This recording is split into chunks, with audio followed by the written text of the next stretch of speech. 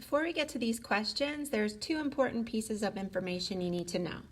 First off, a complement, denoted A prime, consists of all of the outcomes in which event A does not occur. So either event A occurs or it doesn't. And if it doesn't, it's called the complement. Second, the probabilities of all of the possible outcomes always add up to 1. Or if the probabilities are given as percents, they'll add up to 100%. So if you think of event A occurring or not occurring, this is all the possible outcomes that could happen. Either it happens or it doesn't happen.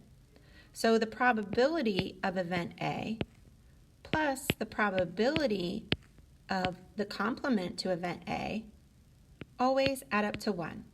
Or again, if the probabilities are percents, they'll add up to 100%. So let's look at the first question. It says, if the probability of rolling a 5 or 6 on a dice is 1/3, what is the probability of not rolling a 5 or 6? So if you think of a dice, you could roll a 1, 2, 3, 4, 5, or 6. Those are all the possible outcomes. So if we think of event A as rolling that 5 or 6, then the complement to event A is rolling those other numbers, a 1, 2, 3, or 4.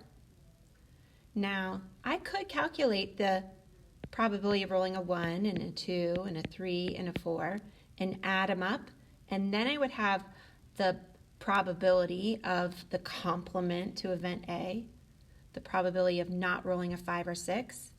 But there's a quicker way to do this, and that is by using complements. So if we think of what could happen, you could roll a 5 or 6 or not roll a 5 or 6. Those are our possible outcomes. So the probability of rolling a 5 or 6 plus the probability of not rolling that 5 or 6 is always going to equal 1. So what's the probability of rolling a 5 or 6? They actually told us that in the problem. They said it's 1/3. So I'm going to take that out and I'm going to substitute in 1/3. And then what's the probability of not rolling a 1 or 6 or 5 or 6? We don't know. So that's where you're going to put your variable. So I'll just use x. So we just solve this equation by subtracting 1/3 from both sides. And we see that x, the probability of not rolling a 5 or 6, is 2/3. Let's try another. If the probability of Jane winning the race is 52%, what is the probability of Jane not winning? So either Jane can win or not win. Those are the two possible outcomes. So remember, if you add up the probabilities of the possible outcomes, so the probability of winning plus the probability of not winning, it's always going to add up to 1. Or if dealing with percents, which in this case we are, they add up to 100%. So they're told us the probability of winning, so let's substitute that in. What's the probability of not winning?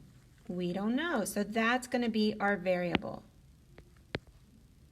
So if we solve this equation by subtracting 52% from both sides, what do we end up with? We end up with x equals 48%. The probability of Jane not winning is 48%.